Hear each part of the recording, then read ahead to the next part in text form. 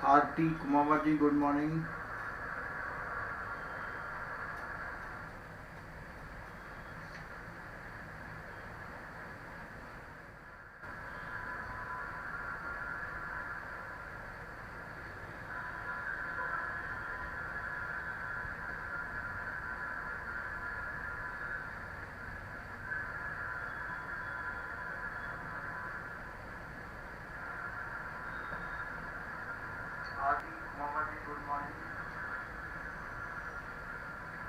भाई कैन जी नमस्ते।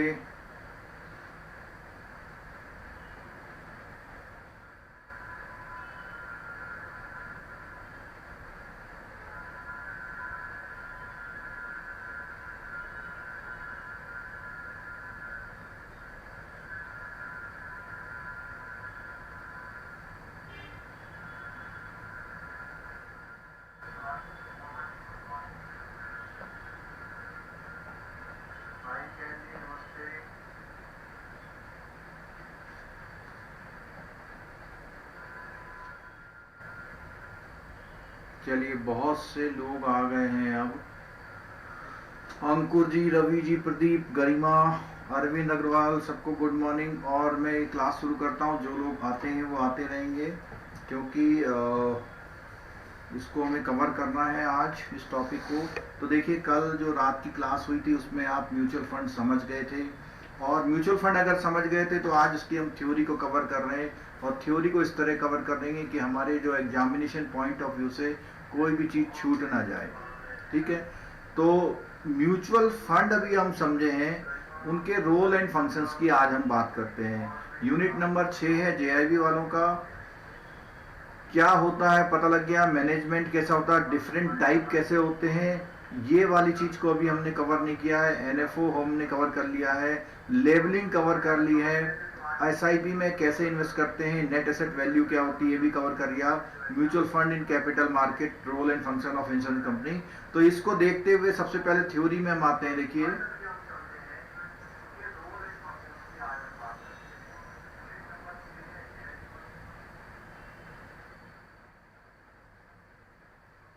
इस बीच में सुनील कुमार जी, रंजीत जी, लिप्सा, जीना, चंदन, लक्की बक्सी, कल आप कहाँ थे? कल क्लास में नहीं थे।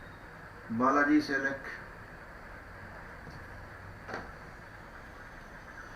चलिए, ऑब्जेक्टिव की बात नहीं करें क्योंकि कल हमने बहुत बार ऑब्जेक्टिव की बात करी। What is mutual fund? देखिए, कल जो हमने वो पढ़ा था, जितना भी हमने समझा था, आज उसको कोरिलेट करते हुए चलते हैं।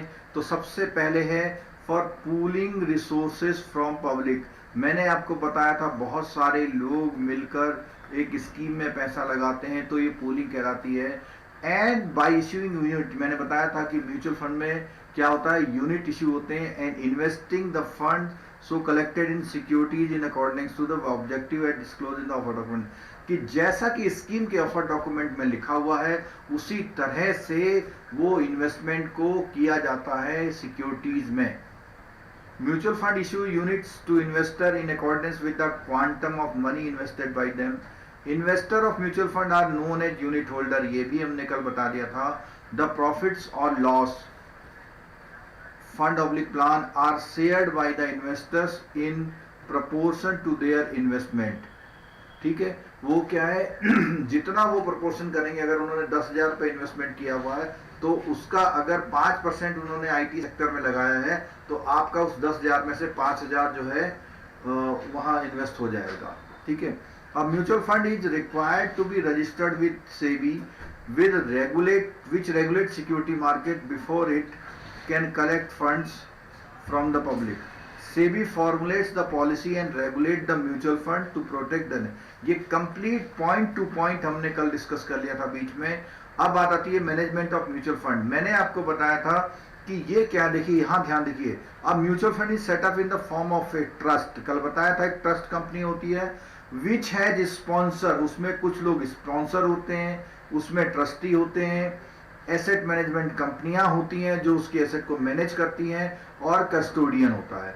तो मैंने ये भी बोला था कि एसेट मैनेजमेंट कंपनी भी बोल देते हैं म्यूचुअल फंड को। The trust is established bye sponsor, sponsor उसको मोर देन वन स्पॉन्सर, मतलब एक स्पॉन्सर, या जैसे हमने बताया था जब शेयर मार्केट वाली क्लास थी उसमें बताया था कि कोई भी कंपनी जब शुरू होती तो इनिशियली जो अच्छा पैसा लगा के काम शुरू करते हैं उनको हम स्पॉन्सर बोलते हैं, तो उनसे शुरू होती है। और sponsor is like a promoter of A company. The trustee of mutual fund hold it's property for the benefit of the unit holder, यानी वो उसमें जितना भी प्रॉपर्टी अपने पास इसलिए रखा हुआ कि यूनिट होल्डर को वो बेनिफिट दे पाए। And AMC approved by SEBI manages the fund by making investment in various type of securities. अब कस्टोडियन सुन लीजिएगा। कस्टोडियन एक तरह से ये होता है कि जो भी ट्रांजेक्शन्स हो रहे हैं, कितने सेल्स हो गए, कितने बच गए, उनका रिकॉर्ड पूरा रखना, उनकी सिक्योरिटी रिसीट इश्यूड करना, सब कुछ। तो who is regulated, registered with क्या, सेबी में रजिस्टर्ड होते हैं custodian, depository, registrar, stock exchanges, mutual fund, stock broker, ये सब सेबी में रजिस्टर्ड होते हैं। Hold the security of the various schemes of the fund in its custody, सारी सिक्योरिटी अपनी कस्टडी में रखता है। The trustees are vested with the general power of superintendence and direction over the M. तो वो बोल रहा है कि जो एएमसी को डायरेक्ट करता है, एएमसी को निर्देश देता है, वो ट्रस्टीज करते हैं।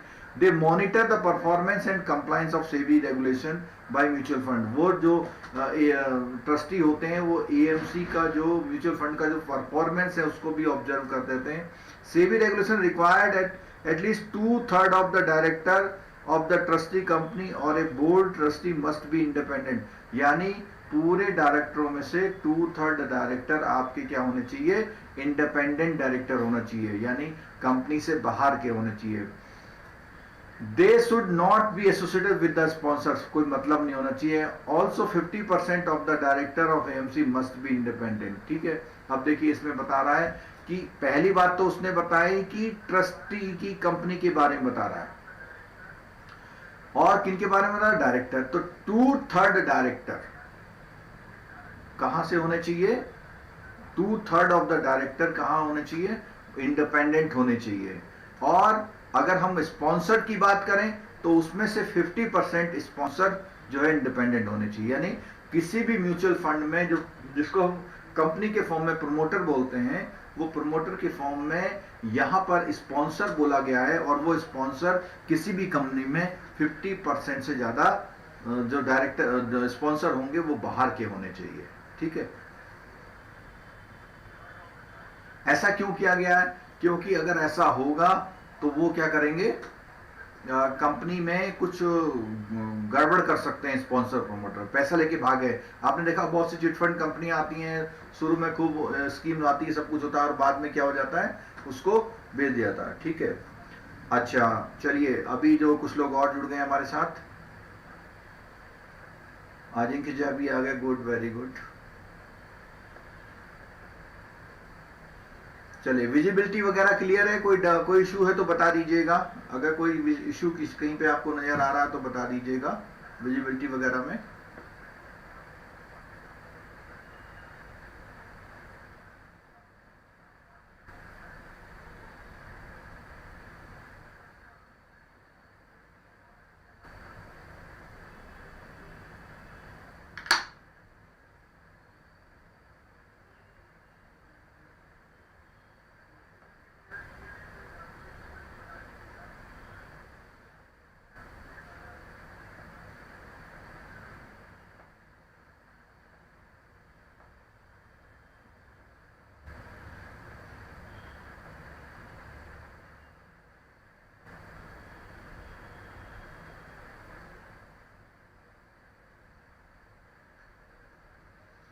चलिए दोस्तों, इसी के साथ आगे बढ़ते हैं हम लोग। अब आगे बात आ रही है the performance of a particular scheme. मैंने कल बताया था कि सारे म्यूचुअल फंड में इन्वेस्टमेंट स्कीम्स के थ्रू होता है, इज डिनोटेड बाय, और उसमें एनएवी का एक बहुत बड़ा रोल होता है। एनएवी जो होती है पर यूनिट होती है, और वो क्या होती है, is the market value of securities of a scheme, यानी जिस स्कीम में आपने इन्वेस्टमेंट किया हुआ है उस स्कीम की यूनिट की एक मार्केट वैल्यू को हम एनएवी कहते हैं, क्योंकि इसी के अकॉर्डिंग हम लोग क्या करते हैं, सेल और परचेज करते हैं।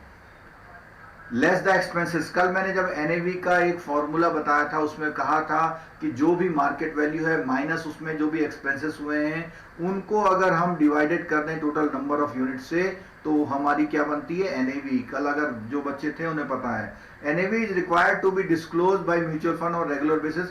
अब यहाँ पे एक बहुत बड़ा क्वेश्चन आ गया है डेली और weekly basis depending on the type of scheme.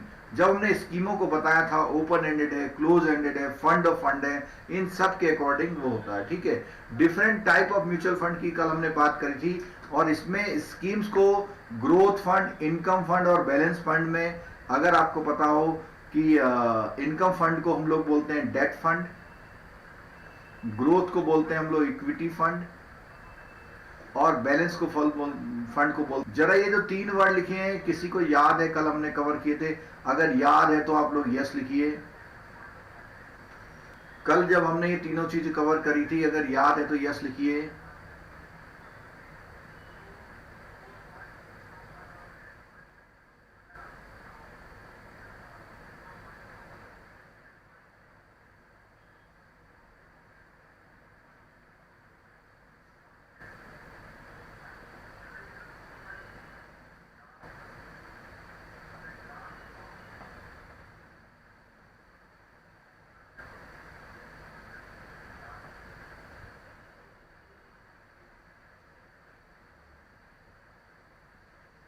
चलिए कोई बात नहीं, अगर याद नहीं है तो यस लिखिए, बोलता मैंने।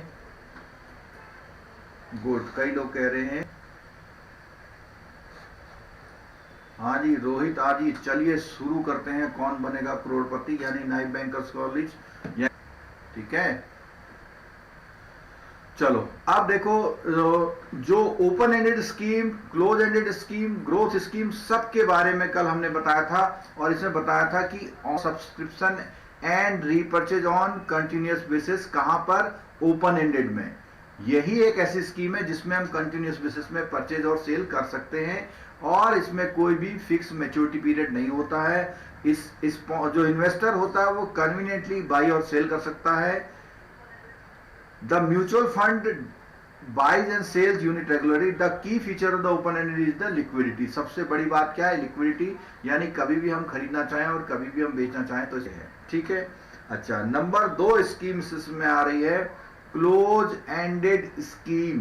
क्लोज एंडेड में हमने बताया था क्या होता है, एक इसमें स्टिपुलेटेड मैच्योरिटी पीरियड होता है, ये 3 to 10 ईयर्स की होती हैं और इसका जो ओपन होता है सब्सक्रिप्शन केवल स्पेसिफाइड पीरियड में होता है और कब होता है? At the time of launch बताया था। Investor can invest in the scheme at the time of initial public offer, यानी जिसको हम लोगों ने इनिशियल पब्लिक ऑफर में एक नया नाम दिया था एनएफओ। एनएफओ के दौरान ही हम इसको कर सकते हैं और उसका दे कैन बी बाय और sell in the unit of the scheme और the stock exchange in case of the unit are listed in the recognised stock exchange. यानी कि ये कह रहा है कि जो इन्वेस्टर होता है स्टॉक एक्सचेंजेस में ही इसका वो कुछ कर सकता है उसके बाद जब इनिशियल पब्लिक ऑफर आ जाता है। In order to provide an exit route the investors some close ended funds give an option of selling back of units to the mutual fund through the periodic repurchase at NAV related prices. यानी कह रहा है कि close ended fund जो scheme होती है उसमें कभी कभी क्या करते हैं जो आपके स्कीम प्रोवाइडर होते हैं वो एक ऑप्शन आपको प्रोवाइड करते हैं।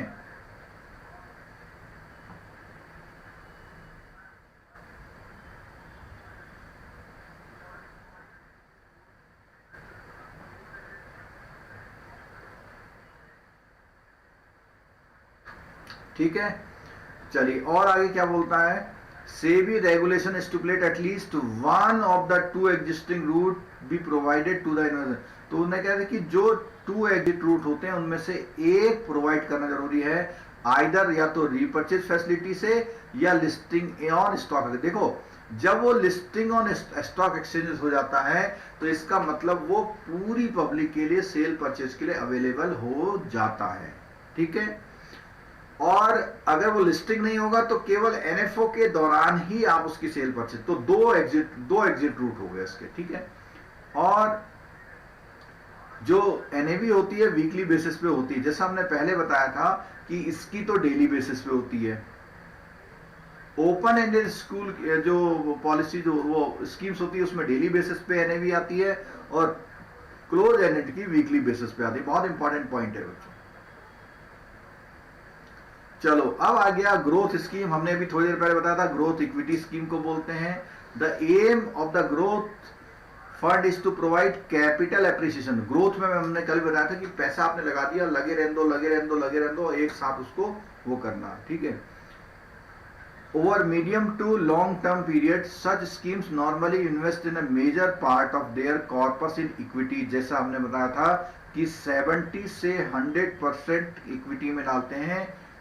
कल हमने इसी क्लास को पिक्चर के रूप में लिया था, समझाने के रूप में। आज हम थ्योरेटिकल कवर कर रहे हैं कि कोई भी क्वेश्चन अगर इस यूनिट से आ जाए तो आपका मिस ना हो, ठीक है। These schemes provide different options to the investor like dividend option, capital appreciation। तो डिविडेंड ऑप्शन में हमने बोला था डिविडेंड को पे आउट करेगी कंपनी या री इन्वेस्ट करेगी। एन इन्वेस्टर में choose an option depending on their preference, अपने हिसाब से करता है। उसके बाद हमने बात करी थी इनकम फंड की, जो लास्ट वाला था जिसको हमने डेट ओरिएंटेड बोला था। इसमें क्या है, regular and steady income provide कराने की बात की गई है, क्योंकि अगर आप डेट फंड में इन्वेस्टमेंट करते हैं तो वहां से एक फिक्स रेट ऑफ इंटरेस्ट के हिसाब से इन्वेस्टर को, यानी जो आपका फंड मैनेजर है उसको पैसा मिलेगा, वो आपको देता रहेगा, ठीक है। और वो fix income security, bond, corporate debenture, government security और मनी मार्केट के इंस्ट्रूमेंट में इन्वेस्टमेंट करते हैं। Such funds are less risky compare to the equity scheme, ठीक है। ये भी मैंने बताया था कि रिस्क किसमें ज्यादा किसमें कम है, ठीक है। These funds are not affected by fluctuations in equity market.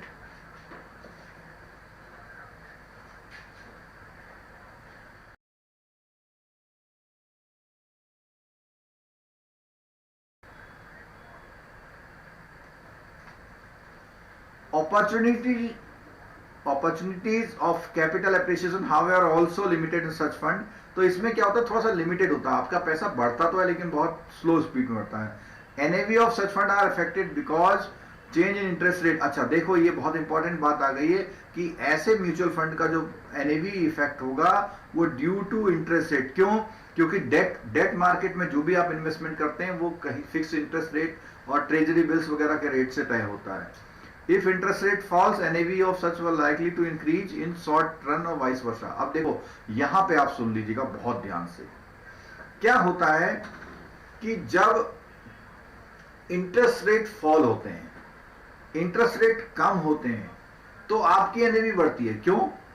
क्योंकि उससे कोई निकालना नहीं चाहता पैसा, क्योंकि वो अगर एनएवी अपने म्यूचुअल फंड से निकालेगा तो बाजार में तो रेट ऑफ इंटरेस्ट कम है, वो नहीं निकालेगा, पड़े रहने देगा। तो जब पड़े रहने का यानी सेल कम होने लग जाएगी, और जब सेल कम होने लग जाएगी तो उसकी डिमांड बढ़ जाती है और उसके प्राइस बढ़ जाते हैं। मैं एक बार फिर समझा रहा हूं आपको कि जैसे आपके पास म्यूचुअल फंड है, इनकम फंड है, आप निकाल रहे हैं। अब बाजार में क्या हुआ, इंटरेस्ट रेट डाउन हो गए, तो आप निकाल के करेंगे क्या? अगर आप निकालेंगे तो इन्वेस्टमेंट कहां करेंगे? बाजार में तो करेंगे नहीं, क्योंकि डाउन हो गया, तो आप निकालेंगे नहीं। अपना डिसीजन क्या है, पोस्टपोन कर देंगे। और जब आप निकालेंगे नहीं तो जो लेने वाला इंतजार कर रहा है उसे मिलेगा नहीं, तब वो आपसे ज्यादा पैसे में लेने को तैयार हो सकता है, ठीक है। और इसका उल्टा होता है। तो इसका मतलब क्या है,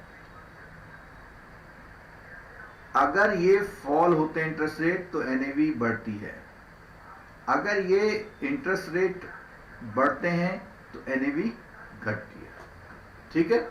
चलो अगला था बैलेंस प्लान। ये भी कल हमने बता दिया था। इसमें क्या होता है कि मिक्सचर होता है, उसमें 40 से 60% पैसा कहां लगा रहे हैं, इक्विटी और डेट इंस्ट्रूमेंट में लगा रहे हैं, दोनों में मिला के मिक्स करके लगाते हैं। मैंने 50 बोला था, ठीक है।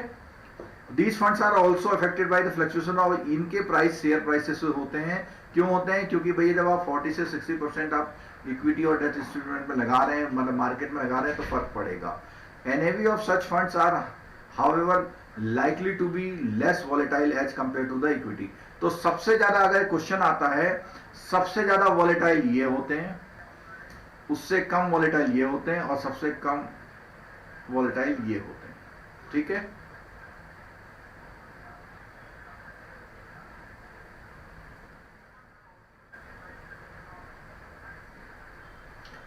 चलिए, फिर आता है मनी मार्केट और लिक्विड फंड। इसमें क्या है कि आपको इजी लिक्विडिटी के लिए प्रिजर्वेशन ऑफ कैपिटल, मैंने बताया जैसे आप रिटायर हुए तो आपने पैसा आप कहीं पे रख दिया और थोड़ी सी इनकम, मॉडरेट इनकम भी आने लग गई, ठीक है। These schemes invest exclusively in safer short-term instruments such as treasury bill, certificate of deposit. कल ये बात हमारी पूरी हुई थी। वो ऐसे इन्वेस्टमेंट करते हैं जो जिसको हम मनी मार्केट म्यूचुअल फंड बोलते हैं। फिर गिल्ड फंड की बात हुई थी। इसमें क्या होता है, एक्सक्लूसिवली इन गवर्नमेंट से, और कहीं पैसा इन्वेस्ट नहीं करेंगे, सारा पैसा इन्वेस्ट करेंगे गवर्नमेंट सिक्योरिटीज में। Government securities have no default risk, कोई रिस्क नहीं है, गवर्नमेंट सिक्योरिटी है। और इनकी जो होती है फ्लक्चुएट जो होती है due to change in interest rate होती है, क्योंकि सारा जो गवर्नमेंट की सिक्योरिटी का इंटरेस्ट रेट होता है वो भी क्या है, मार्केट के इंटरेस्ट रेट से कनेक्टेड होता है। And other economic factor in the case of with income और डेट ओरिएंटेड, जैसा कि कैसा होता है इनकम और डेट ओरिएंटेड स्कीम में होता है, ऐसा इसमें होता है, ठीक है। इसके अलावा बात हुई थी हमारी इंडेक्स फंड की। इंडेक्स फंड में बोलता मैंने एग्जांपल दिए थे आपको बीएससी के, तो जैसे इसमें लिखा हुआ है बीएससी सेंसिटिव इंडेक्स, जिसको सेंसेक्स बोलते हैं, एसएनपी और एनएससी 50, यानी वो पहले से बता देंगे कि आपका पैसा कहां लगेगा। This scheme invest in the security in the same weightage comprising an index NAV, यानी कि वो पहले से बता हुआ कि आपका 40% पैसा हम एनएससी में लगाएंगे तो वहीं पैसा लगेगा, ठीक है। अच्छा,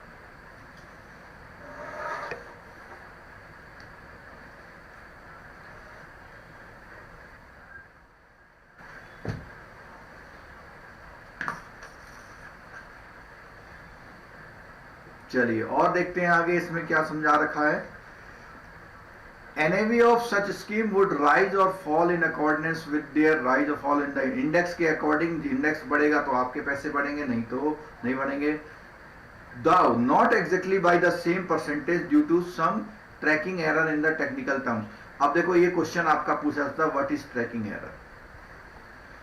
ट्रैकिंग एरर ये है कि जैसे आपने बॉम्बे स्टॉक एक्सचेंज में पैसा लगा रखा और बॉम्बे स्टॉक एक्सचेंज में पैसा लगाया रखा है और बॉम्बे स्टॉक एक्सचेंज बढ़ रहा है, आप ट्रैक कर रहे हैं बढ़ रहा है और आपका पैसा नहीं बढ़ा, ठीक है। तो कहना तो यही है कि बीएससी बढ़ा तो आपको बढ़ा, लेकिन एग्जैक्टली ऐसा नहीं भी होता है और वो ड्यू टू क्या होता है, ट्रैकिंग एरर का, ठीक है।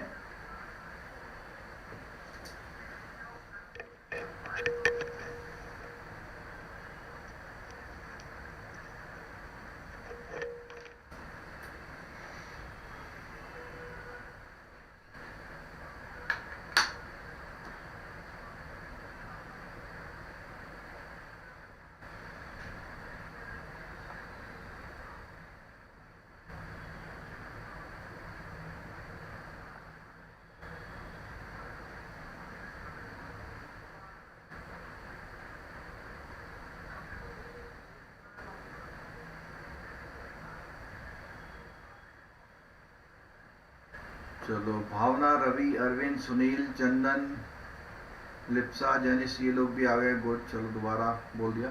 अच्छा, अभी मैं एक क्वेश्चन आपसे पूछता हूं कि क्या जो कल की क्लास थी उससे आज की थ्योरी कोरिलेट हो रही है या नहीं हो रही है, और कितना परसेंटेज हमने अभी तक जो पढ़ा कल कवर किया था लास्ट क्लास में या नहीं।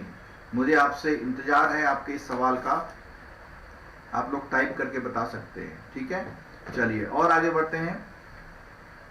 There are also exchange traded index fund launched by the Mutual Fund India which are traded in the stock exchanges। तो स्टॉक एक्सचेंजेस में भी ये जो है फंड इन्वेस्टमेंट होता है, ठीक है।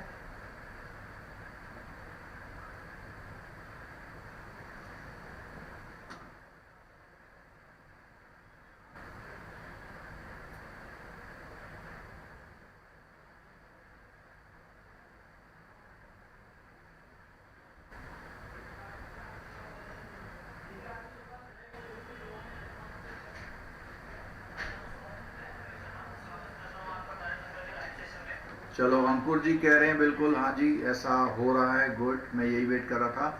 चलिए आगे बढ़ते हैं हम लोग। अब ये उसी का होगा जिसने कल क्लास अटेंड करी थी, जिसने कल क्लास अटेंड नहीं करी थी उसका नहीं कोरिलेट होगा, ठीक है। और ये लिंक अभी हमारा अवेलेबल है, आप लोग देख सकते हैं। फिर हमने बात करी थी सेक्टर स्पेसिफिक फंड की।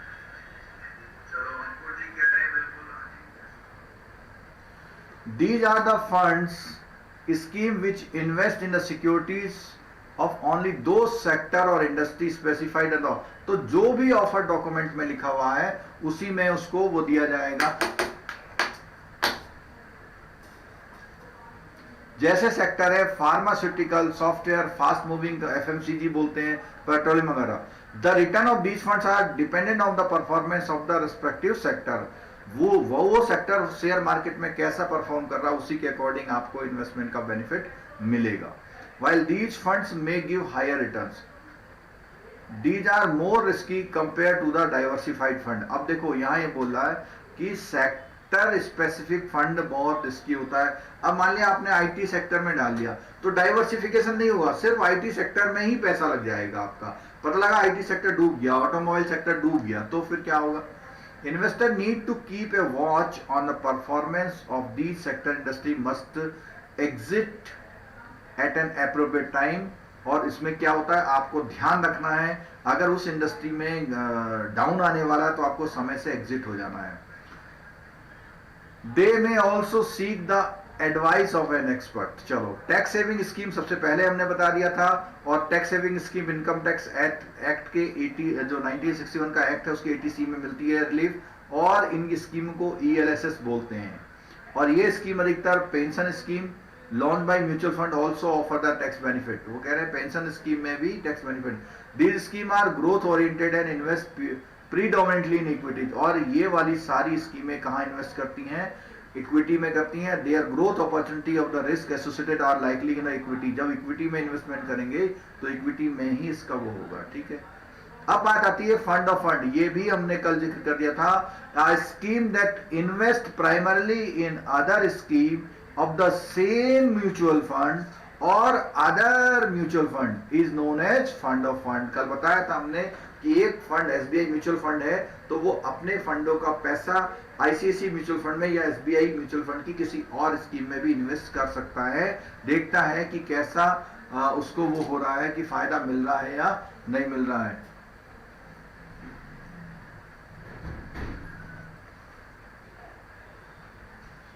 हेडफोन है, चलिए। अब गोल्ड एक्सचेंज ट्रेडेड फंड, आप देखो यहां पर क्या है, इस बुक में थोड़ा सा मिसप्रिंटिंग है, मैं इसको क्लियर कर देता हूं।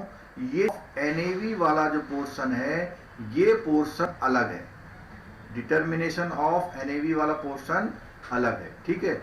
यहां पे एक मिसप्रिंट करिए, गोल्ड एक्सचेंज ट्रेडेड फंड के बारे में आपको कुछ नहीं बता रखा है। मैं आपको बताता हूं कि आजकल जो है गोल्ड एक्सचेंज ट्रेडेड फंड क्या होता है, इसमें आप एक पेपर गोल्ड लेते हैं। पेपर गोल्ड का मतलब जो आजकल प्राइस चल रहा है गोल्ड का उसके अकॉर्डिंग आप, अगर आपने 50,000 इन्वेस्टमेंट करे और 50,000 आपको अगर रेट चल रहा है तो आपको 10 ग्राम आपके यूनिट आपको मिल जाएंगी, यानी वो यूनिट उस तरह से चलेगी। और जिस दिन आप सेल करेंगे उस दिन मार्केट में जो प्राइस होगा उसके अकॉर्डिंग उसको हम वो कर सकते हैं, ठीक है। अब आगे बात करते हैं, देखिए determination of net asset value, NAV of units under GTF scheme is calculated.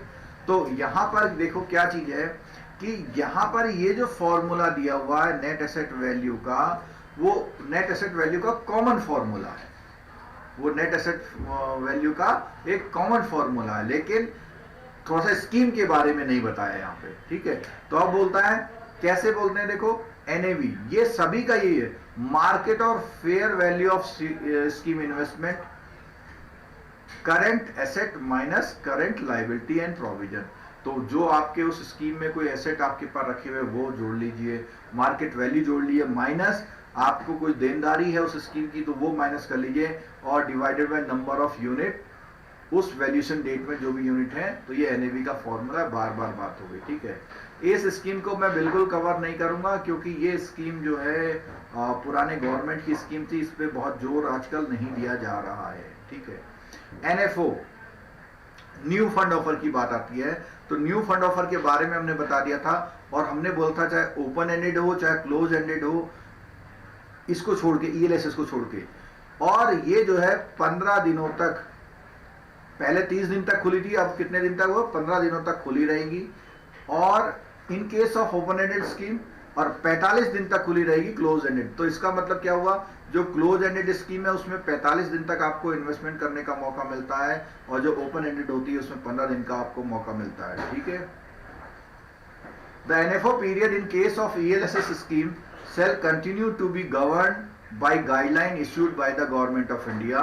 The maximum period of initial offering of mutual fund schemes under the RGSS और ये जो राजीव गांधी इक्विटी स्कीम था उसके लिए कोई आएगी तो उसके लिए क्या है 30 डे तक रहेगी, ठीक है।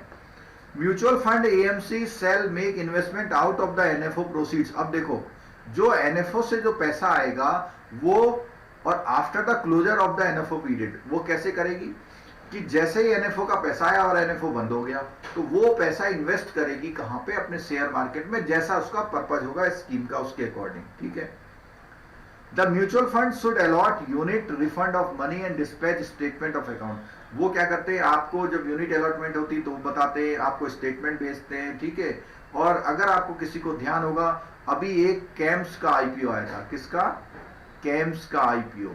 ये कैम्स क्या करता है, कैम्स करता है म्यूचुअल फंड के जो भी स्टेटमेंट होते हैं इसकी वेबसाइट से ही मिलते हैं। मैं थोड़ा सा इसका एक आपको नजारा दिखा देता हूं।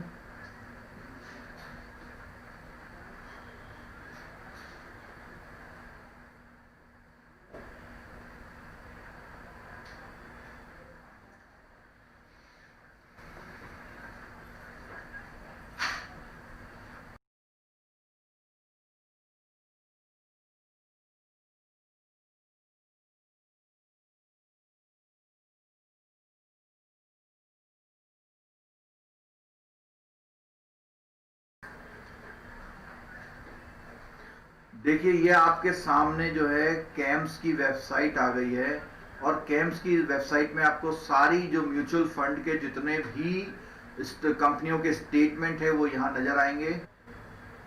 ये देखिए,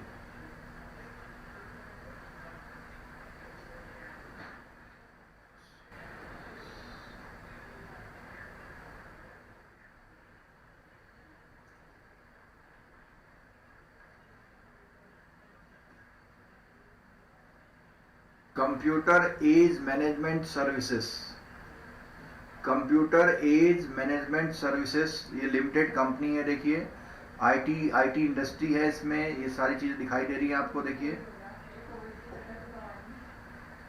हेडक्वार्टर चेन्नई में है, की पीपल जो है इसके अनुज कुमार और ये सब लोग हैं। प्रोडक्ट क्या करती है, देखो प्रोडक्ट क्या करती है, देख लेना जरा इसमें।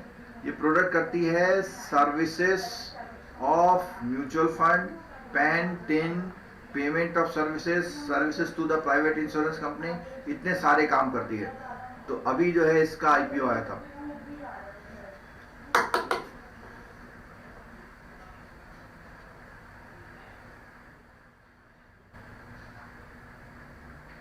ठीक है, तो ये जो है कैंप्स के बारे में आ गया।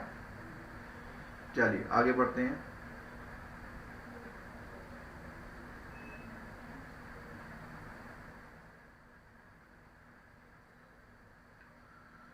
चलो अब यहां हम बात कर रहे थे कि जो है पहली बात तो ये करते कि उसको इन्वेस्टमेंट करना पड़ेगा, और यहां एक बात निकल के आई है। देखिए कौन सी बात आई है कि जो डिस्पैच ऑफ स्टेटमेंट है वो within 5 business days from the closure of NFO, जब एनएफओ का पीरियड खत्म होगा उसके 5 दिन के अंदर भेजना पड़ता है।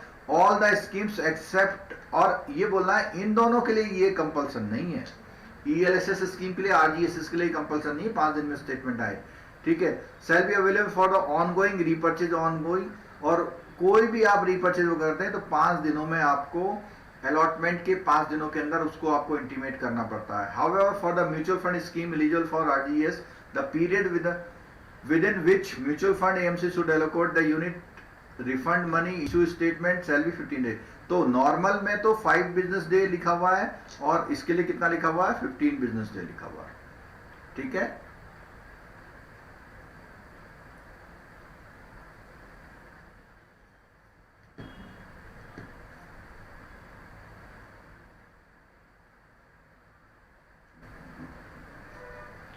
चलिए अब हमने अगली बात कर थी product labelling in mutual fund. Product labelling में देखिए, all the mutual fund shall label their schemes on the parameters as mentioned under. Nature of schemes such as to create wealth or provide regular income in an indicative time horizon, short, medium or long। तो आपको अपने हिसाब से short, medium, long term पे वो करना पड़ेगा। और दूसरा क्या है, काइंड ऑफ द प्रोडक्ट, किस उसमें, जैसे आपने एक तो इन्वेस्टमेंट का objective in a single line sentence उसको पढ़ना है, वो बताएगी स्कीम की किस ऑब्जेक्टिव से कर रहे हैं। दूसरा क्या है, इन्वेस्टिंग इक्विटी एंड डेट में, ठीक है। अब क्या है, आगे बात आती है कि लेवल ऑफ रिस्क की अगर बात करें, ब्लू, येलो और brown, blue, yellow and brown, ये कल हमने बताया था। लो रिस्क, मीडियम रिस्क और ये बहुत इंपॉर्टेंट क्वेश्चन है, ये आपके उसमें आ सकता है, ठीक है। चलिए एसआईपी की बात करते हैं। The easiest way would be start an SIP और सिस्टमेटिक इन्वेस्टमेंट प्लान। और ये क्या एक स्कीम नहीं है, बट एक फीचर है जिससे आप जो मोस्ट स्कीम्स में लागू होता है, और इसमें जो है एक फिक्स सम की जगह मंथली और क्वार्टरली इन्वेस्टमेंट किया जा सकता है, या कोई प्री डिटरमाइंड पीरियड के हिसाब से। Just like टिनी droplet of water join together ocean, छोटी छोटी बूंद जो है सागर बनाती हैं, इस तरह की बात है। तो लिटिल इन्वेस्टमेंट क्या होता है, आपको एक बड़ा इन्वेस्टमेंट बनाने का वो करता, रास्ता दिखाता है, ठीक है। क्या बेनिफिट है, तो एक तो क्या है, एक डिसिप्लिन अप्रोच है, committed to invest in a fix amount और रेगुलर बेसिस। तो एक आप कमिटेड होते हैं हर महीने में, जैसे रिकरिंग डिपॉजिट यानी आरडी होता है, उस तरह की बात कर रहे हैं, ठीक है। दूसरा, दे ensure that a person is not swayed by any market sentiment. और इसमें क्या है कि जैसे होता है ना, अरे एकदम से कहते हैं अरे मार्केट बड़ा हो रहा, बहुत पैसा लगा दो, पैसा लगा दो, किसी ने 2 लाख लगा दिया, किसी ने 1 लाख, ऐसा नहीं करना है। सिस्टमेटिक में हर महीने कटेगा, चाहे मार्केट बढ़ रहा है या घट रहा है, ठीक है। A person is free to choose any amount in the most schemes one can withdraw at. तो वो क्या है कि किसी भी स्कीम को चूज कर सकता है और कभी भी क्या कर सकता है, उसमें से विदड्रॉ भी कर सकता है अपनी उसमें, ठीक है। एक इंपॉर्टेंट क्वेश्चन ये भी बहुत आता है, डिस्क्लोजर ऑफ एनएवी। तो एनएवी बात अभी पीछे भी करी थी हमने। क्या है, पहली बात तो डेली बेसिस पे होती है ओपन एंडेड स्कीम्स की, ठीक है। दूसरा, एटलीस्ट 2 डेली न्यूज़पेपर में उसकी एनएवी आती है, अगर आपने इकोनॉमिक टाइम्स कभी अखबार देखा हो तो उसमें आती है, ठीक है। और एनएवी सेल रीपर्चेज, देखो सेल कल मैंने बताया था, सेल को रीपर्चेज या रिडीम बोलते हैं। Price of all mutual fund schemes except for fund of fund schemes be updated on the website, AMFI की वेबसाइट और म्यूचुअल, 2 वेबसाइट। कल भी हमने बात करी थी कि एमफी जो इनको रेगुलेट करता है, तो एमफी की वेबसाइट और उस कंपनी के म्यूचुअल फंड की वेबसाइट में रात को 9 बजे तक अपडेट हो जाना है, सेम डे।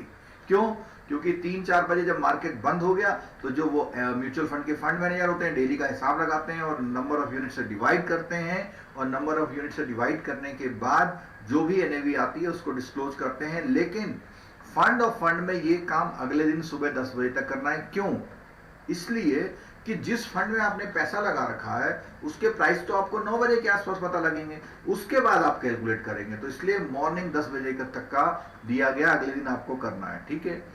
और एनएवी जो है पब्लिश हो न्यूज़पेपर में, an asterisk to indicate 1 day time lag. और अगर आप इसकी बात कर रहे हैं फंड ऑफ फंड वाले की, तो फंड ऑफ फंड में अगले दिन आएगी और लिखा जाएगा कि एनएवी कल की है, 1 दिन पहले की है, ठीक है।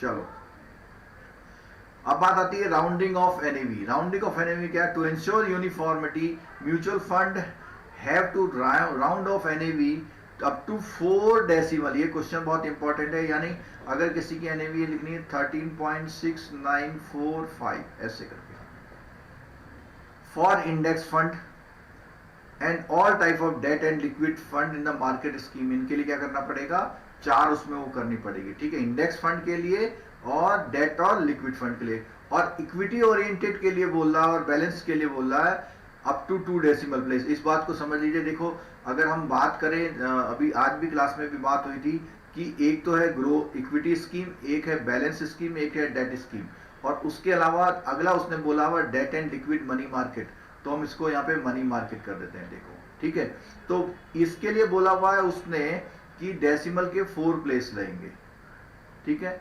और इंडेक्स फंड के लिए भी, किसके लिए, इंडेक्स फंड के लिए भी, इनके लिए भी डेसिमल 4 प्लेस रहेंगे, और जबकि क्या है इक्विटी और बैलेंस स्कीम के लिए, इन दोनों के लिए ये डेट और मनी मार्केट और इनके 4 प्लेस, और इनके लिए कितने होंगे, 2 प्लेसेस होंगे।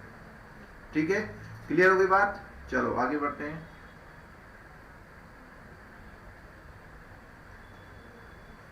NAV up to more than 2 decimal places in case of equity oriented and balance fund also if they so desire।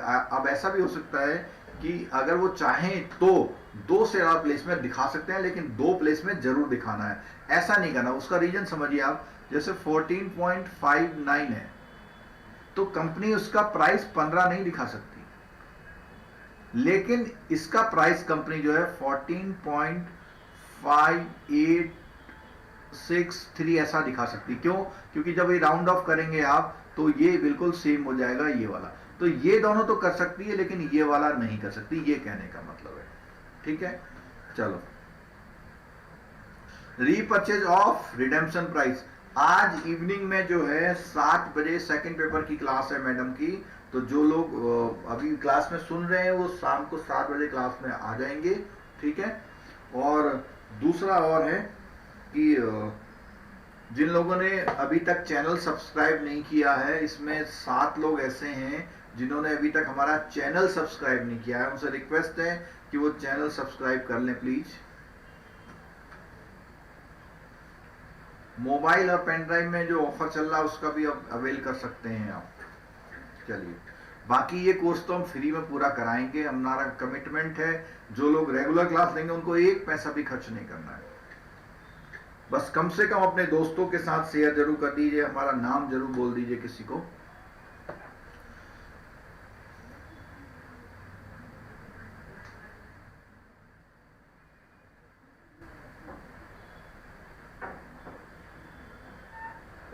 चलिए आगे बढ़ते हैं। रीपर्चेज और रिडेम्पशन, मैंने अभी ऊपर ही बता दिया रीपर्चेज और रिडेम्पशन में, तो उसमें बोला हुआ है at which an open ended scheme purchase और redeems its unit for the unit holder, इसको हम बोलते हैं प्राइस बोलते हैं उसका, subject to the provision each scheme और fund is generally seen that fund houses stipulates an exit load. अब देखो यहां पे ध्यान रखना, जब भी आप सेल करेंगे तो सेल करने में आपको इस बात का ध्यान रखना पड़ेगा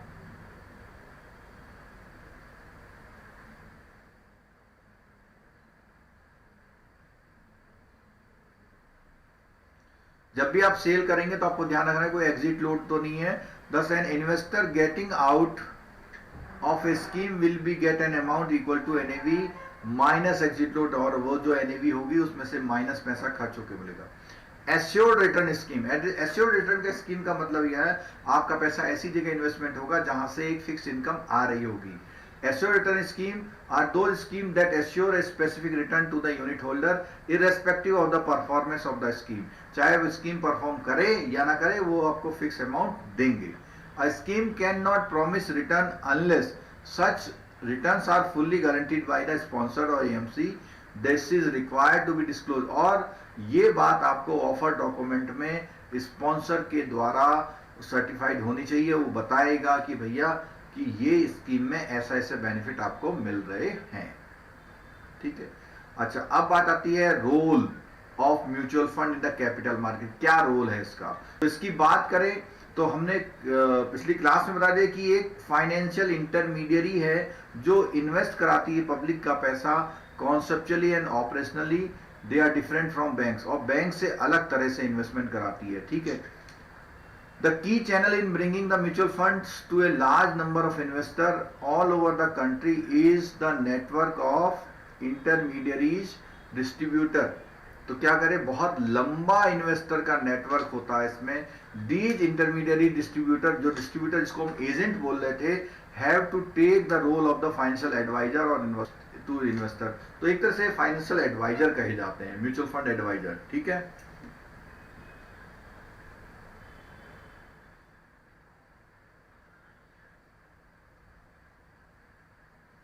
बिल्कुल बख्शी जी, लीगल की क्लास भी होगी, आप बिल्कुल परेशान मत होइए, हमारा साथ दीजिए, हम आपका साथ देंगे। अगर हमने कोई बीड़ा उठाया है, अगर हम कोई क्लासेस कंटिन्यू कर रहे हैं, आप क्लासेस अटेंड करिए, ये गारंटी है फेल तो कोई होगा ही नहीं। इवन जो भी एग्जाम आप बैंकिंग से देने जाएंगे हमारी क्लासेस के बाद, विदाउट एनी एडिशनल प्रिपरेशन आप क्वालिफाई करेंगे, ठीक है। चलो, और एक बात और है कि लीगल के बहुत सारे चैप्टर इस फर्स्ट पेपर से कोरिलेट करते हैं, तो वो चैप्टर हम दोनों बुकों में एक साथ लेंगे, ठीक है।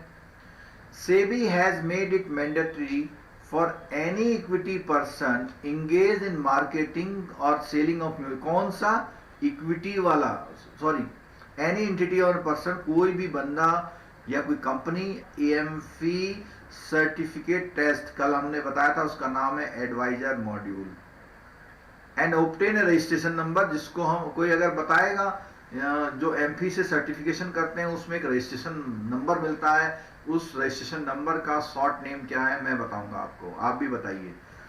Firm and corporates will have to obtain certificate of registration from MP, कोई फर्म और कॉर्पोरेट होगा तो उसको भी करना पड़ेगा। And all employ of corporate distributor engage in selling marketing, उनको भी एमपी का सर्टिफिकेशन टेस्ट पास करना होगा और रजिस्ट्रेशन मिलेगा उसको, ठीक है। तो मुझे अपना, आपने अभी तक आंसर नहीं दिया, मैं आपसे आंसर पूछ रहा था कि भैया इस रजिस्ट्रेशन को क्या बोलते हैं।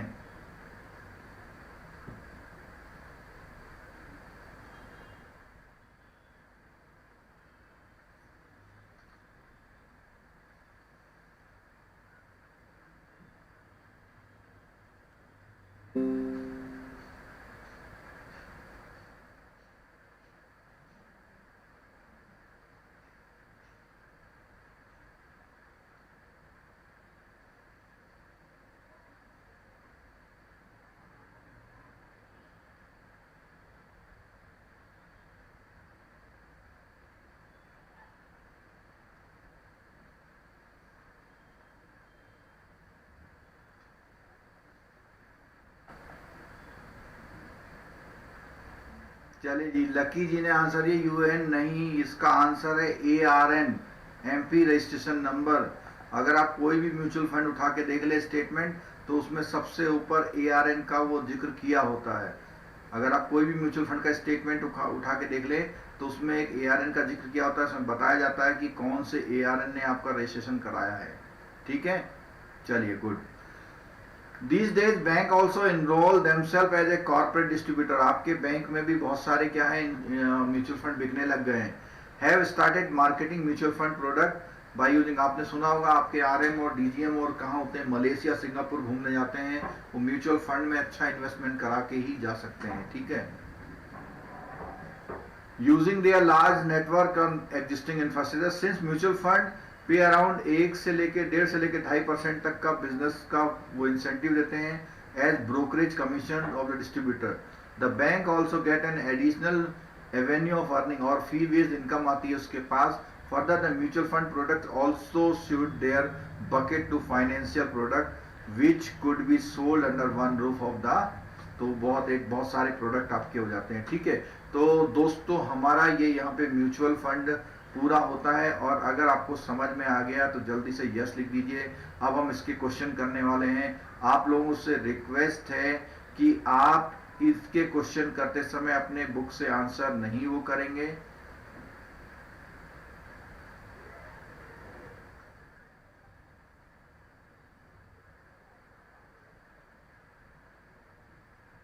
थोड़ा सा हम एक्सरसाइज कर रहे हैं। चलिए देखिए, ये सामने आपकी एक्सरसाइज आ गई है। Mutual fund is setup in the form of,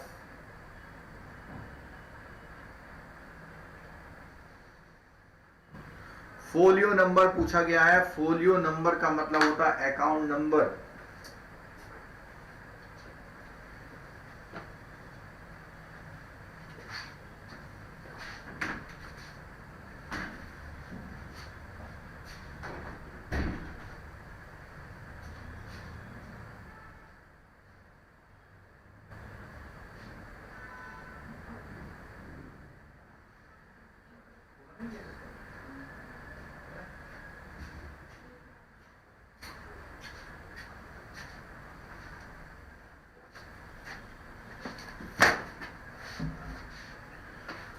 चलिए, तो हम इन क्वेश्चनों की बात कर रहे थे। इन क्वेश्चनों में पहला क्वेश्चन आपको बहुत आसानी से आ जाएगा, बिल्कुल सही आंसर दिया लोगों ने ए। और आपको कल जब हमने लेक्चर लिया था तो इसमें साफ साफ ये बात बता दी गई थी कि ये ट्रस्ट कंपनी की तरह एक रजिस्टर होता है, ट्रस्टी की तरह इसको रजिस्टर करते हैं, उससे ही इसका काम चलता है। ठीक है, दूसरा क्वेश्चन का आंसर है a mutual fund has apart from it sponsor, sponsor के साथ उसमें कौन होते हैं? ट्रस्टी होते हैं। ठीक है, और एक ट्रस्टी कंपनी होती है। अ main function of asset management company, जो एएमसी है वो क्या करती है? इसी म्यूचुअल फंड के जो आपके फंड्स होते हैं उसको मैनेज करती है। ठीक है, तो इसमें थर्ड का कौन सा आंसर होगा आप बताइए, आप लोग थर्ड का आंसर बताइए। मेन फंक्शन उसका है फंड को मैनेज करना, इन्वेस्टमेंट करके वेरियस टाइप ऑफ सिक्योरिटीज में। ठीक है, NAV is required to be disclosed by the mutual fund on the basis of, आप देखिए NAV कब डिस्क्लोज करी जाती है, क्या इसका कंडीशन है? तो हमने बताया था NAV या तो डेली भी करी जाती है और वीकली भी करी जाती है। तो जो डेली करी जाती हैं वो कौन सी स्कीम्स हैं?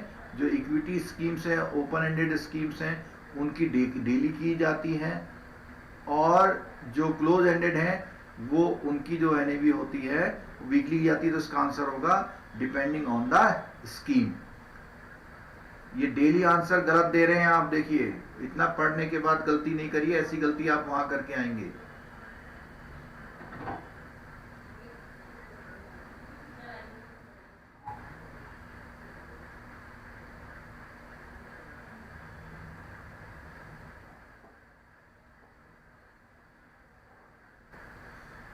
अंकुर शुक्ला जी थर्ड का,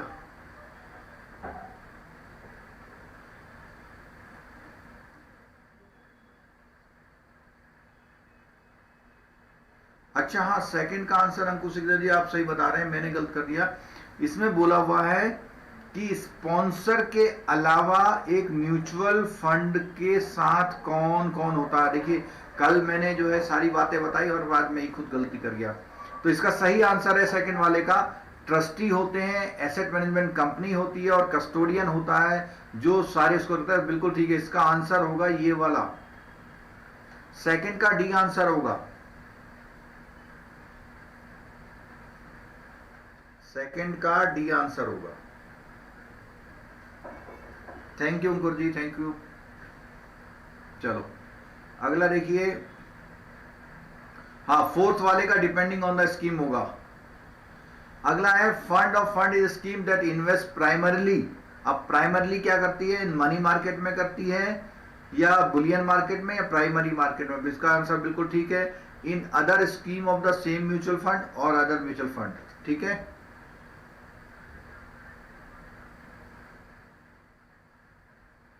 बिल्कुल ठीक है, पांचवे का बी।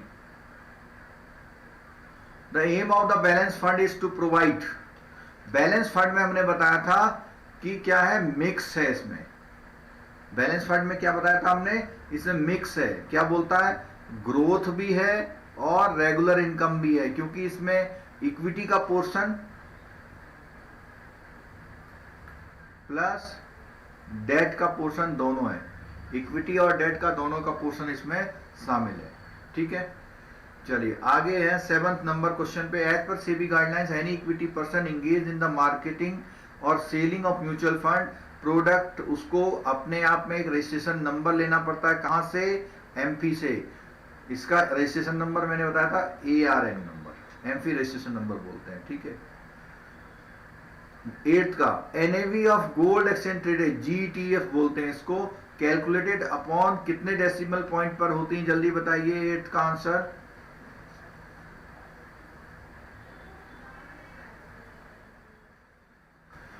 हमने बताया था जो भी एक्सचेंज ट्रेडेड फंड होते हैं या इंडेक्स फंड होते हैं या मनी मार्केट फंड होते हैं या डेट फंड होते हैं, इनकी सबकी 4 प्लेस पर होती है।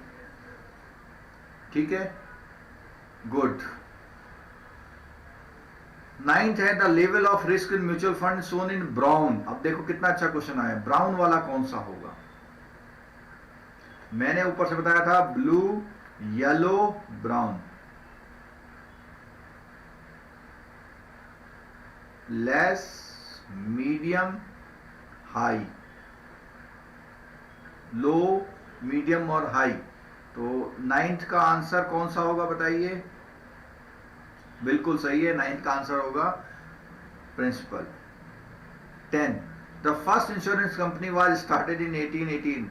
देखो ये एक वैसे ट्रेडिशनल क्वेश्चन है, और जितने भी इंडिया में कोई भी ऑफिस सेटअप शुरू हुए थे, अधिकतर कोलकाता में शुरू हुए थे, तो उसके अकॉर्डिंग जो इसका आंसर होगा वो कोलकाता होगा। ठीक है, 10th का Kolkata. The entry level capital requirement for a new insurance. अच्छा, ये इंश्योरेंस वाला आज नहीं कवर करेंगे, इंश्योरेंस वाला हम कवर करेंगे कब? जब हम इंश्योरेंस आपको पढ़ा देंगे। ठीक है, चलिए अब एक चैप्टर हमारा पिछला छूट गया था, उसका लास्ट पार्ट आज कवर कर रहे हैं। जरा बताइए तो क्या छूट गया था?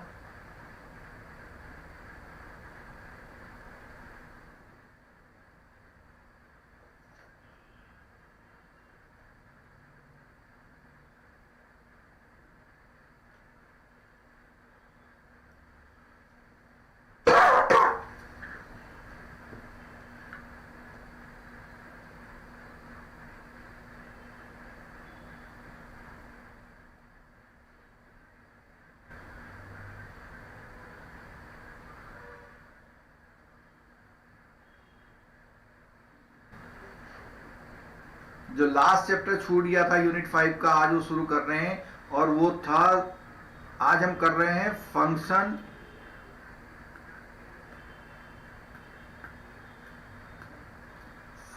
Of the board. तो ये भी आज हमारा कंप्लीट हो जाएगा। तो 6 यूनिट 100% हमारी कंप्लीशन की तरफ जा रही है। ठीक है, तो फंक्शन ऑफ द बोर्ड क्या है? सबसे पहली बात तो इसका जो एक्ट है सेबी का, उसके अकॉर्डिंग इसमें बोला गया हुआ है, और बोला shall be the duty of the board to protect the interest of investors in securities and to promote the development of and to regulate the security market by। क्या करना है? देखो, पहली बात है regulating the business in stock exchange at any other security market। क्या? Exchange का जो सिक्योरिटी का मार्केट है उसके बिजनेस को रेगुलेट करना। और क्या करना? Stock broker, sub broker, share transfer agent, इन सब का trustee of trust deed, registrar of issue, merchant banker, underwriter, portfolio manager, investment adviser and such other investor, इन सब का रजिस्टरिंग करना और रेगुलेटिंग करना। ठीक है, ये क्वेश्चन पक्का आएगा। सेबी का out of deed which is not the work of SEBI करके आएगा। फिर आगे बोलता है जो डिपॉजिटरीज हैं, पार्टिसिपेंट हैं, कस्टोडियन ऑफ सिक्योरिटी हैं, एफआईआई हैं और क्रेडिट रेटिंग एजेंसी, इनका भी रजिस्ट्रेशन रेगुलेटिंग। ये बहुत इंपॉर्टेंट क्वेश्चन है, 1 क्वेश्चन मैंने यहां पे लिख दिया, आ सकता है। ठीक है, उसके अलावा किनको? वेंचर कैपिटल फंड्स हैं, कलेक्टिव इन्वेस्टमेंट स्कीम्स हैं और म्यूचुअल फंड्स, इनको भी आज हमने जैसे म्यूचुअल फंड की बात करी थी तो वो भी क्लियर हो गई। Promoting and encouraging self regulatory organisation, तो सेल्फ रेगुलेटरी ऑर्गेनाइजेशन को प्रमोट करना, इंकरेज करना, जैसे एमफी की बात करें। Prohibiting fraudulent and unfair trade practices relating to the security market. आपको पता होना चाहिए जो सेबी का जो गठन हुआ था, जब हर्षद मेहता कांड हुआ था, उसी के बाद ये रोल में आई थी, तो वो उसके लिए इसकी इंपॉर्टेंस उस समय बहुत हो गई थी। ठीक है, फिर क्या है? कुछ लोग पेज पूछ रहे हैं, तो पेज में जो हमारा ये म्यूचुअल फंड से पहला वाला जो यूनिट है, और इस समय हम हैं 63 नंबर पेज पे। 2 पेज का हमारा बच गया था और इसे क्वेश्चन आंसर करने हैं हमको, तो ये हम टॉपिक आज पूरा करेंगे, इस वाले टॉपिक को जो लास्ट में रह गया था हमारा। ये टॉपिक हमारा लास्ट में रह गया था। जो इंटरेस्टेड लोग हैं वो क्लास में बने रहें, आधे घंटे में कंप्लीट हो जाएगा। ठीक है, चलिए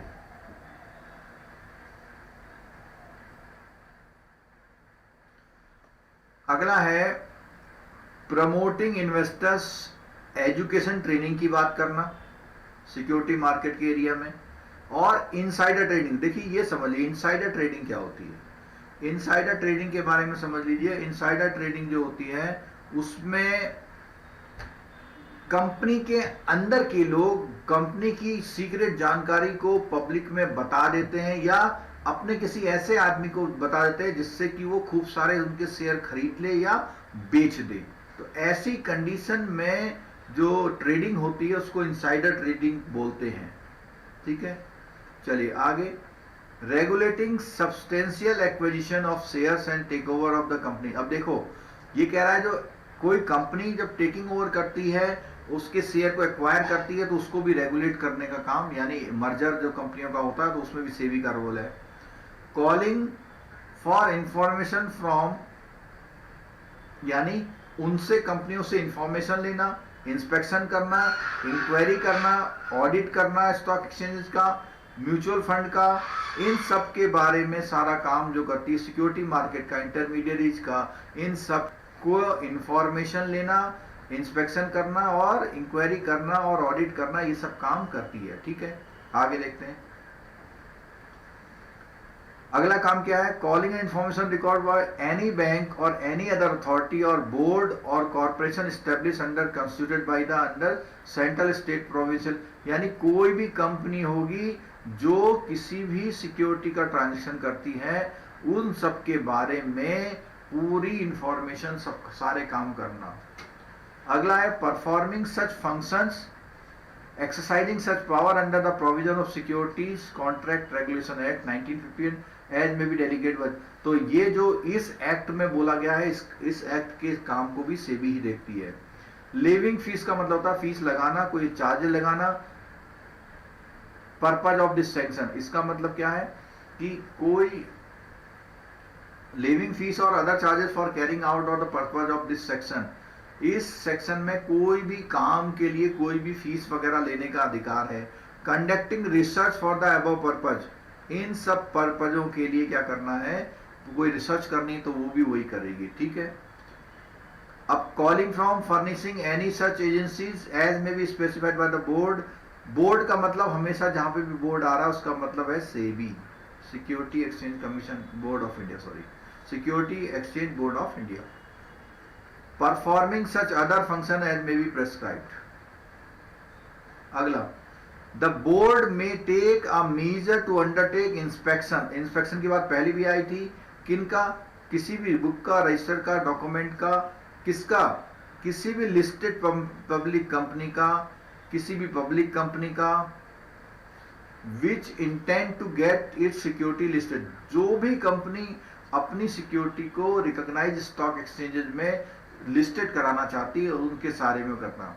where the board has reasonable grounds to believe that such a company has been indulging in insider trading. अब देखो इनसाइडर ट्रेडिंग की बात भी आ गई, कोई फ्रॉडुलेंट काम है, अनफेयर ट्रेड प्रैक्टिस है, इन सब का कंट्रोल करने का इसी का काम है। ये बहुत इंपॉर्टेंट है, 1 नंबर का क्वेश्चन मैंने लिख दिया है जो थर्ड पॉइंट है, बहुत इंपॉर्टेंट है थर्ड पॉइंट का। वो कहता है कि बोर्ड को सेम पावर्स हैं जैसे सिविल कोर्ट को होती हैं। Civil code of civil procedure 1908 1908 का जो है ये नागरिक संहिता है, उसके अंतर्गत जो पावर सिविल कोर्ट को होती है वही सारी पावर सेबी को होती है। ठीक है, इसीलिए सेबी किसी को क्या कर सकता है, इतने काम कर सकता है। ये बहुत इंपॉर्टेंट पॉइंट डिस्कस कर रहा हूं, कोई एग्जाम में आएगा तो याद आएगा आपके। क्या कर सकता है? Discovery and production of books, account, other document at such a place and times as may be specified by the board. दूसरा है summoning and enforcing the attendance of a person and examining them on oath. तीसरा है inspection of any books, register, other document, any person, any place. Inspection of any book, register, other document और record of the company. और issuing commission, देखना commission issue करना, examination यानी कोई आदेश issue, commission का मतलब यहाँ आदेश से मतलब है। तो एक कोर्ट को जितनी पावर होती है वही सारी पावर्स इनको होती हैं। आगे है the board may by an order for reason to be recorded in writing in the interest of the investor और security market take any following measure. क्या क्या ले सकता है इन सब चीजों में? वो कोई इन्वेस्टिगेशन, इंक्वायरी सब कुछ कर सकता है और सस्पेंड कर सकता है trading of the security, of the record. अब देखो कोई स्टॉक एक्सचेंज है उसमें सिक्योरिटी की ट्रेडिंग हो रही है, उसमें गड़बड़ होने पर उसकी वो ट्रेडिंग रोक भी सकता है। Restrain persons for accessing the security market prohibited इन, तो कह रहा है कि किसी भी बंदे को सिक्योरिटी मार्केट में एक्सेस करने से मना कर सकता है, बाई और सेल करने से, या सिक्योरिटी में कोई भी डील करने से मना कर सकता है। Suspend any office bearer of any stock exchange or self-regulatory organization from holding such position।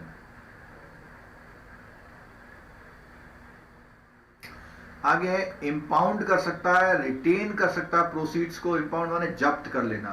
Proceeds share market के जो पैसे हैं उसको रख सकता है अपने पास। कोई भी ट्रांजेक्शन है और इन्वेस्टिगेशन, जो अंडर इन्वेस्टिगेशन है उसके पैसे को अपने पास रख सकता है। अगला है attach after passing of an order an application made for approval by the judicial magistrate of first class having jurisdiction for a period not exceeding 1 month। कहता है कि कोई भी जो जुडिशियल मजिस्ट्रेट ने कोई अटैचिंग ऑर्डर दे रखा है, उस अटैचिंग ऑर्डर के अंतर्गत 1 महीने तक से ज्यादा नहीं बोला हुआ, 1 महीने तक उसके ट्रांजेक्शन को सीज कर सकता है। उनकी एप्लीकेशन जो भी है उसको कोई ऑर्डर आया हुआ उसके अगेंस्ट काम कर सकता है। वन और मोर bank accounts of any intermediary or any person associated with the security market any manner involved, तो क्या कर सकता है कि किसी भी बैंक में उसका अकाउंट है उसको रोक सकता है, सारी ट्रेडिंग रोक सकता है, और कोई भी वायलेशन कर रहा है तो उसमें उसके कारण ऐसा कर सकता है। This provided that only bank account or accounts or any transaction enter therein so far as to relates to the proceeds actually involved in the violation। पर उसमें वो देख रहा है कि वो वो जो प्रोसीड्स होती हैं वो एक्चुअली उसमें मतलब उसमें एक शक की निगाह से उसमें उनका रोल रहा हो। ठीक है। डायरेक्ट एनी इंटरमीडियरी और any person associated with the security market in any manner not to dispose or alliance asset forming part of their transaction with। तो अब वो कह रहा है कि किसी भी कंपनी में उसके जो एसेट है उसको डिस्पोज करने से रोक सकता है जो भी अंडर इन्वेस्टिगेशन है। ठीक है। अगला है power of SEBI to regulate or prohibit issue of prospectus. अब देखो किसी भी कंपनी को प्रोस्पेक्टस इश्यू करने से रोक सकता है, ऑफर डॉक्यूमेंट लाने से रोक सकता है, एडवर्टाइजमेंट से रोक सकता है, सॉलिसिटिंग मनी यानी किसी से मनी चाहने से भी रोक सकता है। तो ये सारी बातें वही हैं जो उसको जिसकी वो परमिशन देता है उसी चीज को वो रोक भी सकता है। और कैसे कहेगा? या तो बाई रेगुलेशंस लाएगा यानी रूल्स लाएगा। क्या कहता है? The matters relating to the issue of capital, transfer of securities and other matter incidental thereto, and the manner in which such matters shall be closed by the company. एक तो ये बात हुई। दूसरी क्या है? By general or specific order prohibit any company from issuing prospectus any other document advertisement or issue. जो यहाँ पे जितनी बातें ये कही थी यही सारी बातें एक जर्नल और स्पेसिफिक, मतलब जर्नल का मतलब ये कोई नहीं करेगा, स्पेसिफिक मतलब बिल्कुल किसी कंपनी का नाम लेके बोल रहा है।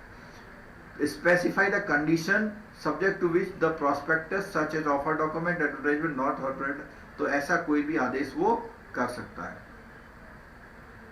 Without prejudice to the provision of section 21 Securities Contract Act, इतना may specify the requirement of for listing and transfer security and other matter incidental thereto।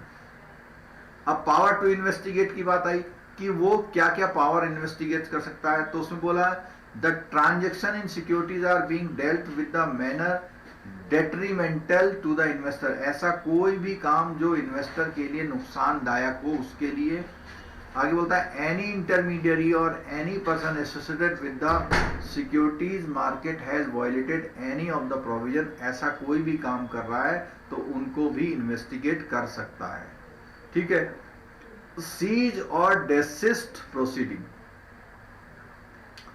If SEBI finds after causing an inquiry to be made that any person has violated or likely to violate any, कोई भी ऐसा उसे लगता है कि ये बंदा जो है कोई रूल वायलेट कर रहा है या करने वाला है तो उसकी पावर वगैरह को वो सीज कर सकता है।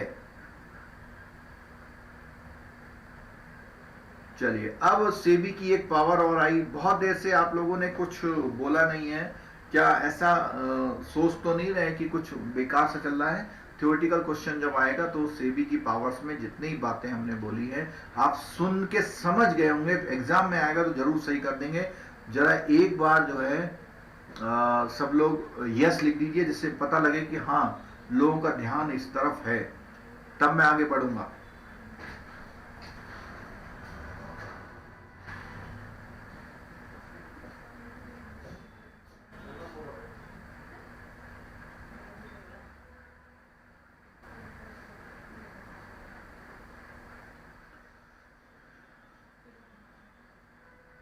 आपसे एक मैसेज चाह रहे हैं, चलो गुड।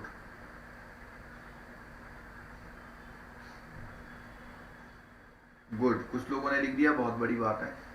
चलो अब बात करते हैं रजिस्ट्रेशन ऑफ स्टॉक ब्रोकर्स, सब ब्रोकर्स, शेयर ट्रांसफर एजेंट। तो अब इसमें सारी बातें हमने पहले भी करी थी कि स्टॉक ब्रोकर और उसके ब्रोकर और शेयर ट्रांसफर एजेंट सबका रजिस्ट्रेशन होता है। तो बोला कोई भी stock broker, sub broker, share, banker to an issue, trustee of trust deed, registrar to an issue, merchant banker, ये सारे लोग सेल और बाई जो करेंगे वो विदाउट रजिस्ट्रेशन नहीं करेंगे।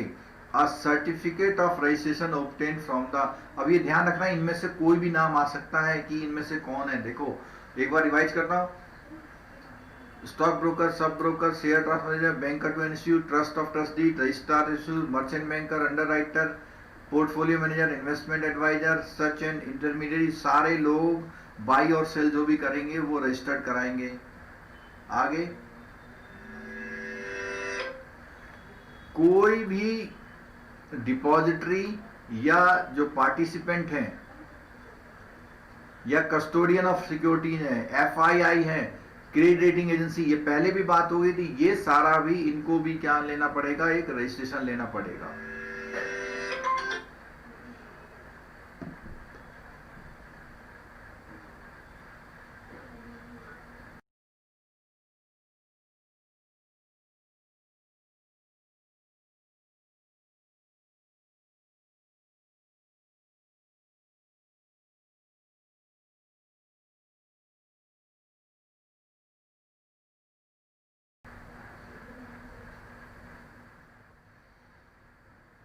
चलिए आगे है, अगला है नो पर्सन सेल, स्पॉन्सर की बात भी आ गई, cost to be sponsored, carry out, ये भी इनके लिए भी क्या है, इनको भी एक सर्टिफिकेट ऑफ रजिस्ट्रेशन लेना पड़ेगा।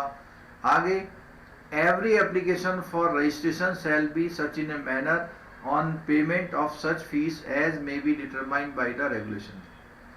सेबी में बाय ऑर्डर सस्पेंड कैंसिल, ये बात भी थी इसकी, ठीक है। चलो इस यूनिट का लास्ट वो है, थोड़ी देर और बने रहिए क्लास में, इस यूनिट का लास्ट पार्ट है, थोड़ी देर और बने रहिए क्लास में, मेरी आपसे रिक्वेस्ट है विशेष। इसके बाद हम क्वेश्चन आंसर भी करेंगे और क्वेश्चन आंसर करने के बाद हम ये समझ जाएंगे कि हम लोगों ने जो चैप्टर पढ़ा है वो कितना हमको समझ में आ गया है।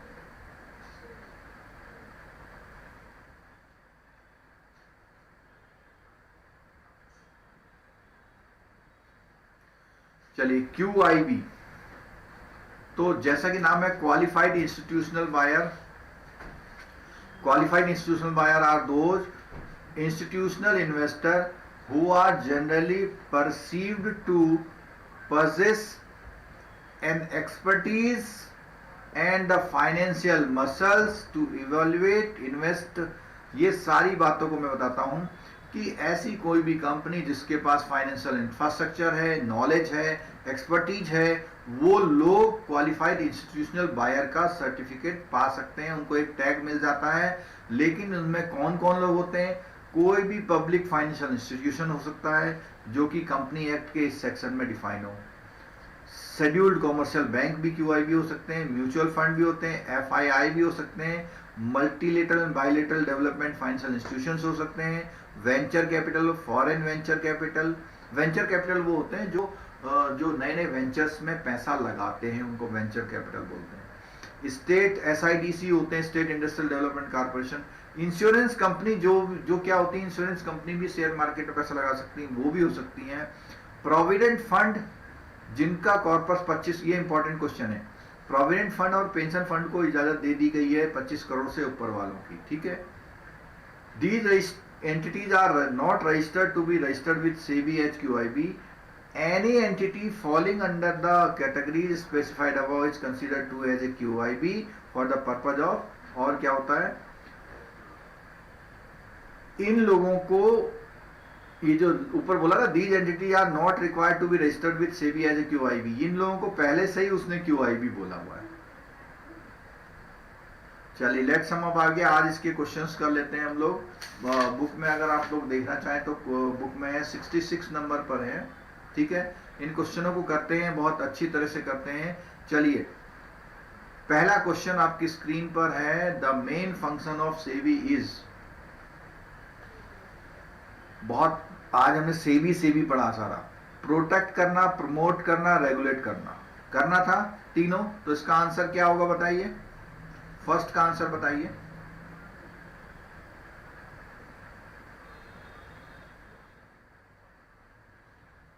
बिल्कुल ठीक है, ऑल ऑफ द अबव, ठीक है।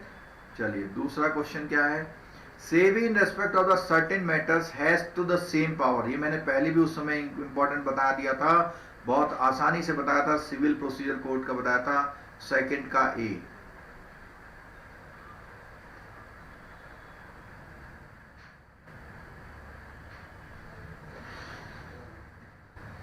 आप लोगों ने आंसर नहीं दिया,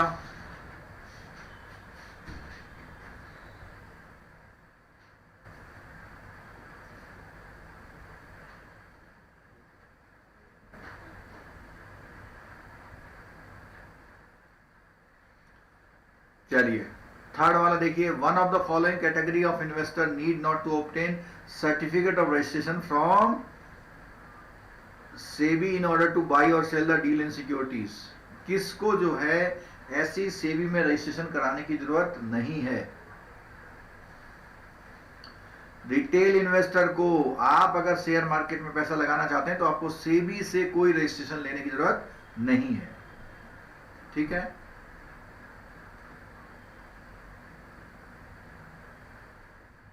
fourth question, the ownership, management and trading function of stock exchange are clearly segregated in the respect of, तो ओनरशिप, मैनेजमेंट और ट्रेडिंग फंक्शन, तीन फंक्शन अलग अलग हो जाते हैं। कब हो जाते हैं, ये हमने उस क्लास में कवर किया था डीम्यूचुअलाइजेशन करने में, क्योंकि अगर म्यूचुअलाइज एक्सचेंज होगा तो सब काम खुद ही करता है, लेकिन जो डीम्यूचुअलाइज एक्सचेंज होते हैं वहां ओनरशिप किसी की होती है, मैनेजमेंट किसी का होता है और ट्रेडिंग फंक्शन अलग होते हैं, ठीक है। Fifth, the issue of new securities to existing shareholders at a ratio to those already held is known as, तो ऐसी सिक्योरिटी जो एग्जिस्टिंग शेयर होल्डर्स को दी जाती है किसी सर्टेन रेशियो में, तो उनको क्या बोलते हैं। फिफ्थ का आंसर बताइए।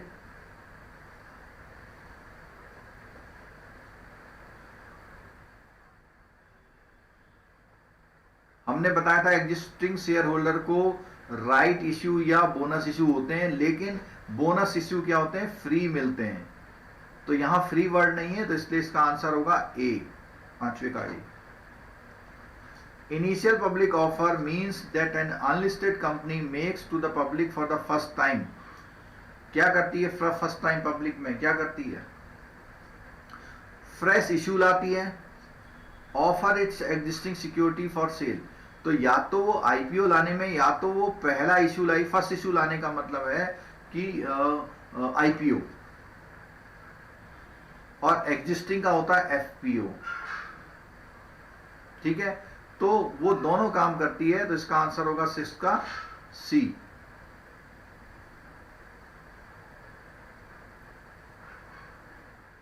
अंकुर शुक्ला जी, इसका सिक्स का आंसर,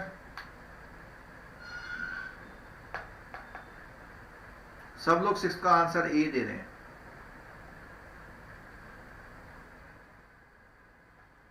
सिक्स का आंसर सी होगा। मैं रीजन फिर बता रहा हूं, फ्रेश इश्यू लाती है सिक्योरिटी का, या अपनी सिक्योरिटी को भी मार्केट में बेचना। अगर आपको ध्यान हो तो मैंने बताया था, जैसे 500 करोड़ में 3 पार्टनर हैं, उन्होंने एक वाले हिस्से को क्या करा, पब्लिक में बेच दिया, तो अपनी एग्जिस्टिंग सिक्योरिटी थी उसकी वो, ठीक है। 7th का देखिए, as per SEBI guideline the block book building process the cap of the price band, बताया था मैंने क्लास में, ये 20% से ऊपर नीचे का ज्यादा नहीं हो सकता। रिटेल इंडिविजुअल इन्वेस्टर, हाँ 8th का आंसर दीजिए जल्दी से।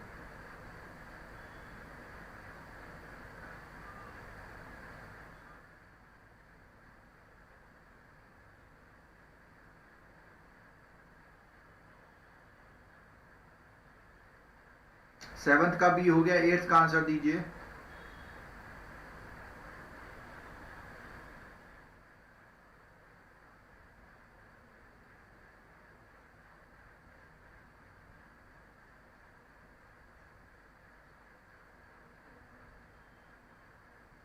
चलिए इसमें बताते हैं। सबसे पहली बात, फॉर सिक्योरिटीज ऑफ और for a value of not more than 1 lakh,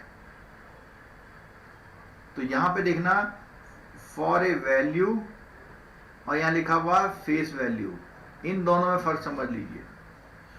face value कुछ भी हो, ओवरऑल ट्रांजेक्शन फेस वैल्यू पे तो ऐसा भी हो सकता है कि 50 रुपए पर शेयर मिल रहा आपको, लेकिन आपने ले लिए 2000 शेयर या 4000 शेयर ले लिए, तो कितना हो जाएगा 1 2 3 4 2 0, तो कितना हो गया ये 2 लाख हो गया। लेकिन दिखने में कितना लग रहा है, फेस वैल्यू कितनी है 50, लेकिन ले लिए कितने 2 लाख के। तो पहली बात तो मैं इसमें आपको क्लियर कर दूं, किसी ने भी नोटिस नहीं कराया मेरे को, मैंने आपको क्लास में बताया था ये 1 लाख की जगह 2 लाख है, 1 लाख की जगह 2 लाख है, और इसका आंसर होगा फर्स्ट।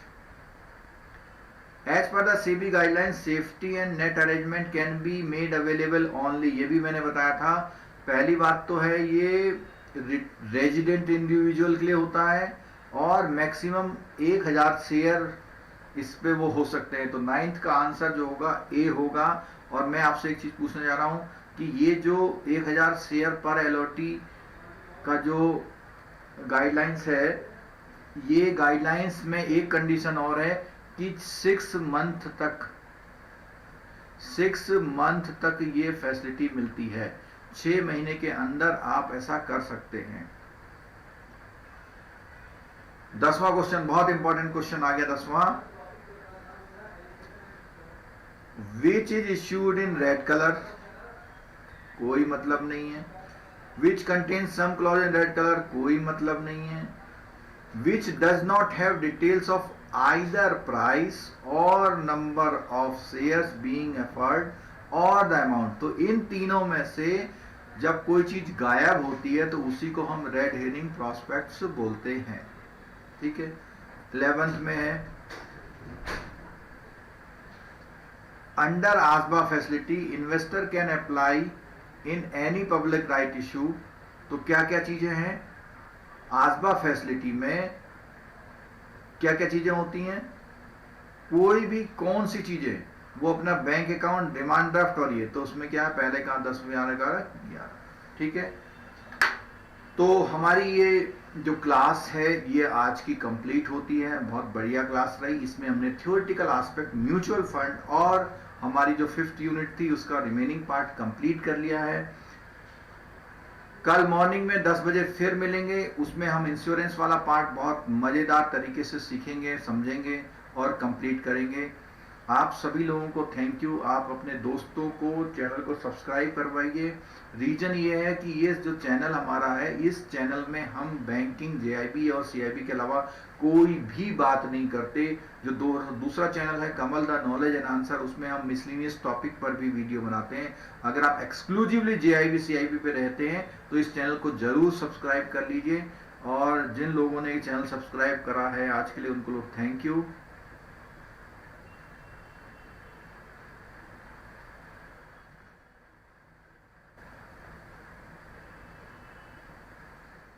चलिए सेशन कैसा रहा जरा बताइए, फीडबैक दीजिए।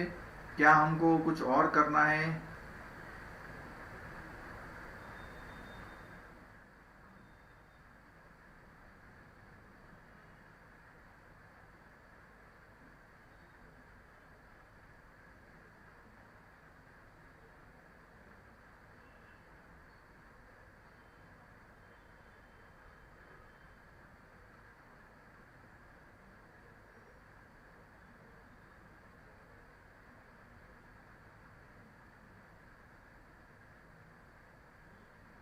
चलिए आज केवल इसमें जो है 5 लोगों ने चैनल सब्सक्राइब किया है। लकी बख्शी ने 10/10 10/10 आपने दिए, मैं आपको 20/10 मार्क्स दे रहा हूं क्योंकि आप रेगुलर क्लास में रहते हैं।